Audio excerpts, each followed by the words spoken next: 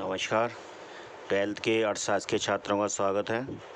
आज चैप्टर 2 में उपभोक्ता संतुलन में बात आगे कल हमने बात की थी। दो या दो से अधिक वस्तुओं के उपभोग को की तिथि में उपभोक्ता का संतुलन किस तरह से हो सकता है। तो दैनिक जीवन में उपभोक्ता अपनी समस्त आय को केवल एक वस्तु के उपयोग पर व्यय नहीं करता, बल्कि वह अपनी आय को दो या दो से अधिक वस्तुओं के उपयोग पर इस प्रकार व्यय करता है कि उसे अपने व्यय से अधिकतम उपयोगिता प्राप्त हो सके, क्योंकि उसके पास साधन सीमित होते हैं और इच्छाएं, उसकी आवश्यकताएं बहुत अधिक होती हैं। तो हमने ये चीज़ कल समझी थी। उपभोग यानी कि वो केवल एक वस्तु पर ही उपभोग कर अपना व्यय सारा पैसा व्यय न करके दूसरी अन्य वस्तुओं को भी व्यय करेगा। ऐसी स्थिति में कुछ यूनिट पहली वाली वस्तु है, कुछ यूनिट तक तो वो उसको संतुष्टि मिलती रहेगी, तब तक तो वो उसका प्रयोग करेगा, लेकिन उसके बाद उसका प्रयोग की नहीं, वो नेगेटिव में जाने लगेगा, यानी कि उसकी उपयोगिता, उस वस्तु की उपयोगिता उस व्यक्ति के लिए कम होने लगेगी। तो ये चीज़ हमने समझी थी, और जिसको हम सीमांत उपयोगिता कहते हैं। मुद्रा की सीमांत उपयोगिता, मुद्रा की सीमांत उपयोगिता के बराबर होती है एक्स वस्तु की सीमांत उपयोगिता बट्टे एक्स वस्तु की प्रति इकाई कीमत, यानी कि जो उसकी सीमांत उपयोगिता है एक्स वस्तु की, और उस प्रति इकाई जो कीमत है उसका भाग देकर वो ये बराबर होगा बाई वस्तु की सीमांत उपयोगिता बाई वस्तु की प्रति इकाई कीमत। यानी कि सीमांत उपयोगिता में अगर एक्स की सीमांत उपयोगिता और बाई की सीमांत उपयोगिता में अगर हम बाई की एक्स की और बाई की कीमत का भाग दे दें तो मुद्रा की सीमांत उपयोगिता हमें प्राप्त हो जाएगी। अब बात करते हैं, इसमें एक उदाहरण से हम समझते हैं इसको, तो काफ़ी ये समझ में आएगा। टेबल्स हैं ये दो जो बताती समय हम इसको समझ सकते हैं व्याख्या से। मुद्रा की इकाई एक, पहली इकाई यानी और पहली इकाई गई उसमें सीमांत उपयोगिता 40 और एम यानी दूसरी की सीमांत उपयोगिता 48 थी पहली मुद्रा से। यानी कि जो पहली मुद्रा की इकाई से थे 40 की सीमांत उपयोगिता पहली से यूनिट पहली वाली वस्तु से मिलती थी और 48 मिलती थी दूसरी वस्तु से। इसी तरह दूसरी से मिलने लगी एमयू में मिली, यानी कि पहली वाली वस्तु की उपयोगिता 36 रह गई और जबकि दूसरी वाली वस्तु की 42 रह गई। इसी प्रकार तीसरी की स्थिति में एमयू की 32 रह गई और यहाँ 36 हो गई। चौथी इकाई में जब मुद्रा की प्रयोग की गई तो पहली वस्तु से 28 की सीमांत उपयोगिता मिली और दूसरी वस्तु की 30 मिली। इसी तरह पाँचवीं, छठी और सातवीं में ये उपयोगिता निरंतर घट रही है, दोनों ही स्थिति में घट रही होगी। यदि वस्तु x का मूल्य, यानी कि ये वस्तु जो है x है, ये वाली पहली एम यू एक्स, इसको हम एम यू एक्स के नाम से प्रेजेंट कर रहे हैं, का एक्स रुपये 2 तथा बाई वस्तु का मूल्य 3 रुपये प्रति इकाई तथा एम यू बराबर M14 स्थिर मात्रा हो तो मुद्रा से प्राप्त सीमांतों की गणना की जा सकती है। तो देखिए, तो पहली इकाई उसमें थी कितनी, इसको आप यहाँ इसे करके देखते हैं सीमांत उपयोगिता किस तरह से निकालते हैं, ये देख सकते हैं। इसमें पहली इकाई कितनी थी, पहली मुद्रा की इकाई में 40 हमें इससे मिल रही थी संतुष्ट सीमांत उपयोगिता और इससे मिल रही थी 48, यानी कि 40 × 2, क्योंकि एक्स का मूल्य है 2 रुपये, तो इसका मतलब 20 रुपये, 40 का भाग 2 में कर दिया तो इसका मतलब 20 रुपये, 20 जो उसकी सीमांत उपयोगिता निकल के आई। और इसका दूसरे की जो बाई वस्तु थी उसकी उपयोगिता कितनी निकल गई, 48/3, क्योंकि उसका मूल्य है 3 रुपये, तो 16 का मूल्य निकल के आया। दूसरी स्थिति में क्या हुआ, यहाँ पर 36 × 36 भागे 2 तो 18 निकली और इसमें यहाँ 14 निकल आएगी। 42 में 3 का भाग देंगे तो 14 निकल के आएगी। इसी तरह 3 का जब करेंगे तो 32 में 2 का भाग दिया, क्योंकि यहाँ 32 था सीमांत उपयोगिता पहली एक्स वस्तु की, तो यहाँ 16 निकल के आ गई और यहाँ पर निकल के आई 12। ठीक, इसी तरह चौथी इकाई में जब प्रयोग कर रहे हैं तो यहाँ पर उसकी उपयोगिता कितनी निकल गई, 28 उपयोगी थी, 2 रुपये की वो वस्तु थी, तो 14 की सीमांत उपयोगिता यहाँ निकल के आई और यहाँ पर इसकी कितनी निकल गई 303 में अगर हम 30 में 3 का भाग करें तो 10 निकल के आती है। तो यहाँ पर देखिए 14, यानी कि पहली इकाई से तो उसे चौथी यूनिट पर जब वो मुद्रा की चौथी यूनिट खर्च कर रहा है तब उसे आत्मसंतुष्टि मिल रही है। लेकिन दूसरी वस्तु जो बाई वस्तु है उसको दूसरी यूनिट मुद्रा की दूसरी यूनिट खर्च करने पर ही बराबर हो जाता है। यहाँ पर देखिए ये भी 14 की इसकी सीमांत उपयोगिता 14 आती है और इसकी भी सीमांत उपयोगिता 14 आती है। यही क्या हमें व्याख्या करनी थी कि हाँ ये क्या कहलाती है, जो हमने अभी हमने देखा था मुद्रा की सीमांत उपयोगिता। ये जो निकल के आएगी 14 रुपये, 14 जो निकल के आई है यही मुद्रा की सीमांत उपयोगिता निकल के आई है। यानी कि दोनों यहाँ पर वो दोनों का वस्तुओं का मूल्य 14 रुपये पड़ रहा है। इस स्थिति में चौथी इकाई पर पड़ रहा है पहली स्थिति में, जबकि बाई वस्तु में वो पड़ रहा है दूसरे ही मुद्रा की यूनिट पर। इस तरह से हम ये समझ सकते हैं। इसको थोड़ा सा चित्र द्वारा समझने की कोशिश और करते हैं। निम्नलिखित 5b से स्पष्ट है कि x की चौथी इकाई और बाई वस्तु की दूसरी इकाई के लिए मुद्रा से प्राप्त सीमांत उपयोगिता आपस में बराबर है। यानी कि x वस्तु की तो चौथी इकाई और बाई वस्तु की दूसरी इकाई तो हम इसको इस तरह से समझ सकते हैं mu/p mu/x बटे p बराबर होगा mu2/py। तो ये 14 रुपये निकल कर आई है। तो ये निकल के आया mu, यानी कि मुद्रा की यूटिलिटी तो 14 पर निकल कर आती है। ठीक है, यही चीज़ अब हम चित्र से भी समझने की कोशिश करते हैं। ये चित्र दे रखा है, आप देखिए ये बाई OX, यहाँ पर हमने दे रखी है unit of x and y 1 2 3 4 5 6 7, और ये दे रखी है mu यानी कि मुद्रा की यूनिट। मुद्रा की यूनिट कितनी दे रखी थी हमने देखा था 1 2 3 4 5 6 7 इस तरह से दे रखी थी।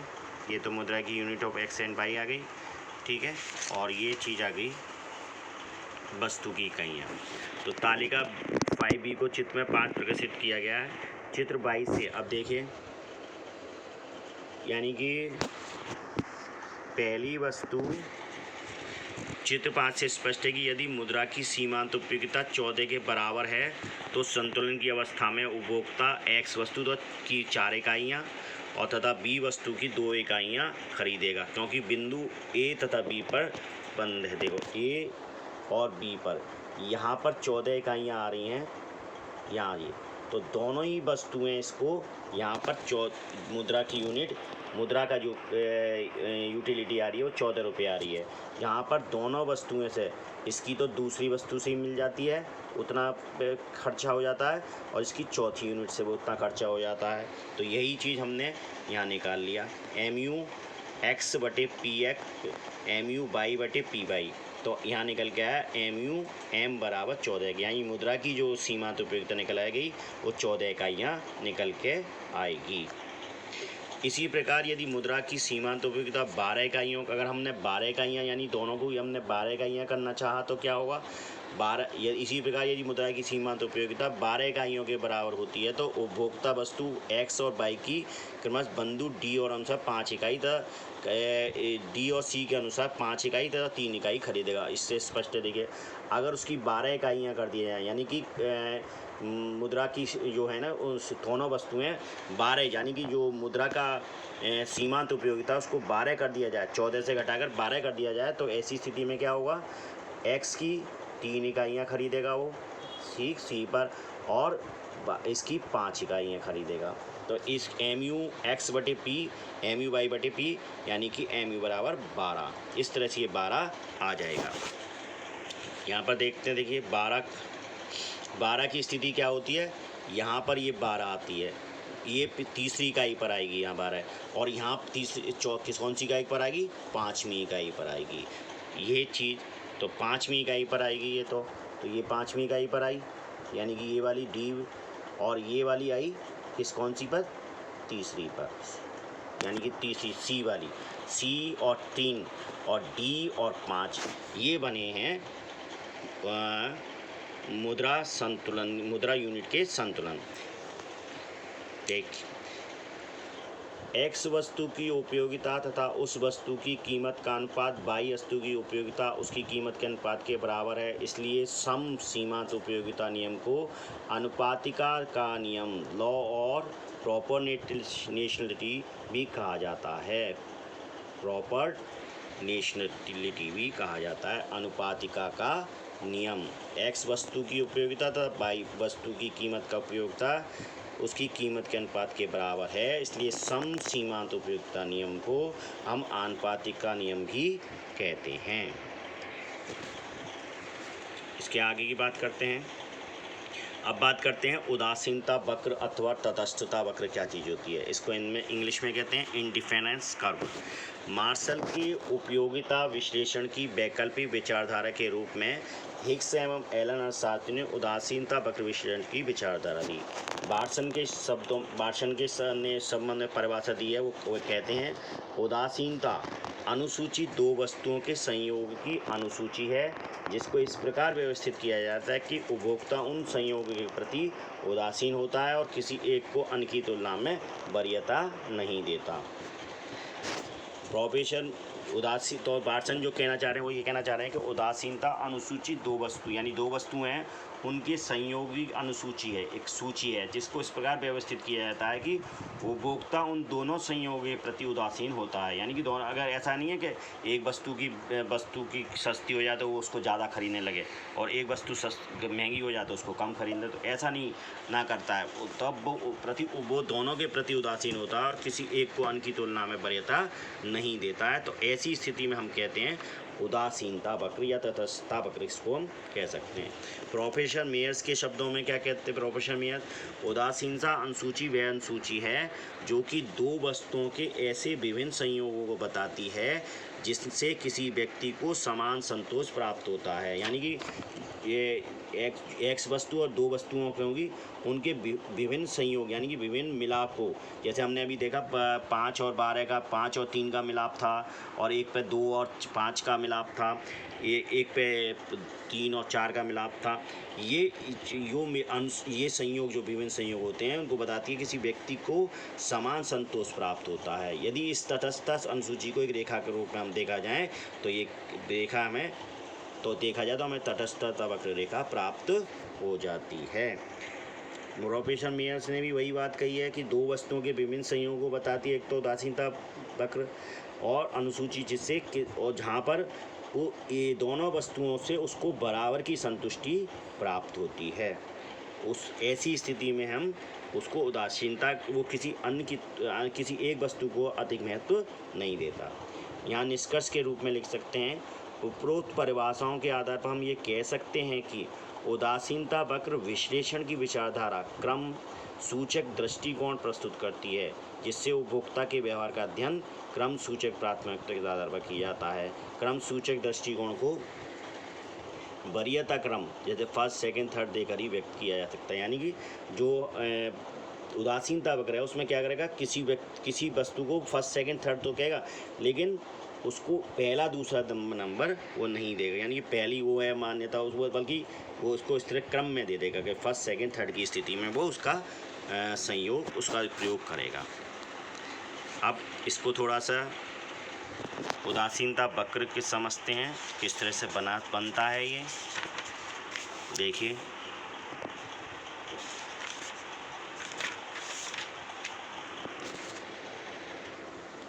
ये सवा के दे रखा है।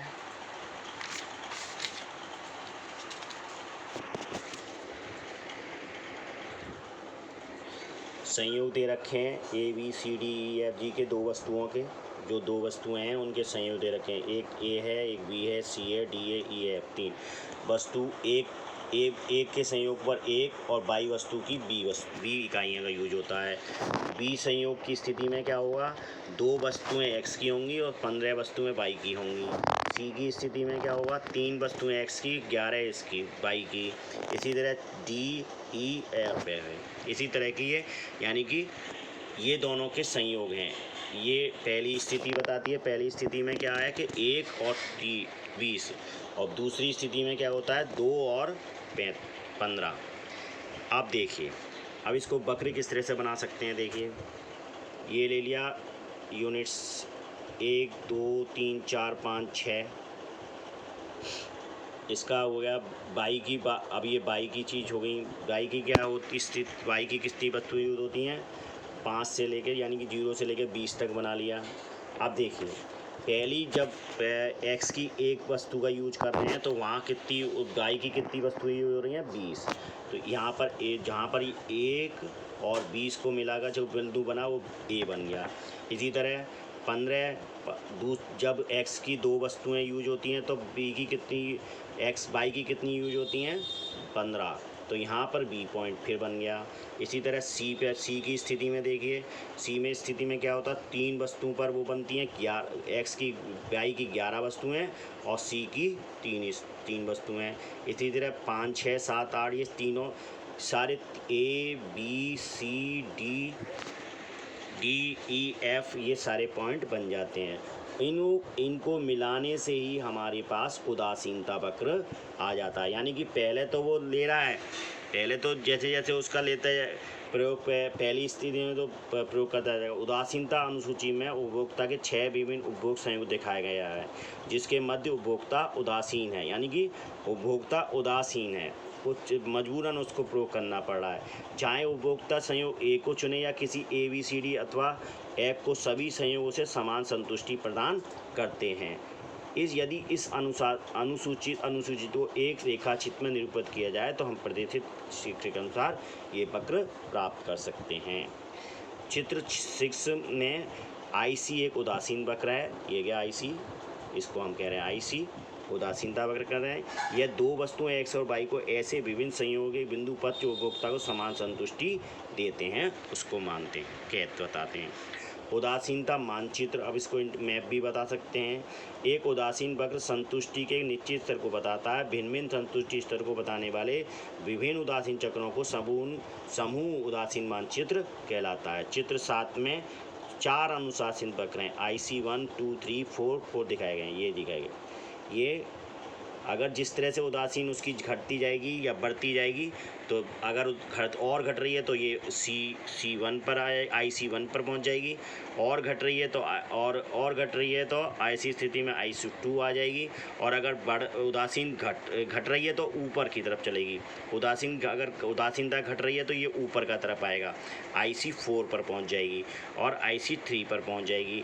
लेकिन अगर उदासीनता और बढ़ती जा रही है तो ये नीचे की तरफ आएगी, और उदासीनता अगर घटती जा रही है तो ये, अगर उदासीनता घटती जा रही है तो इसका मतलब है उसको और इंटरेस्ट आ रहा है, तो इंटरेस्ट की स्थिति में ये उदासीनता वक्र ऊपर की तरफ जाएगा, और जब उदासीनता और बढ़ रही होगी उसकी तब ये नीचे की तरफ आएगा, तब ये IC 2 IC 1 हो जाएगा। और जब उन वस्तुओं के प्रति उसकी उदासीनता खत्म होगी तब वो IC 2 और IC 3 और IC 4 की तरफ ऊपर की तरफ बढ़ जाएगा।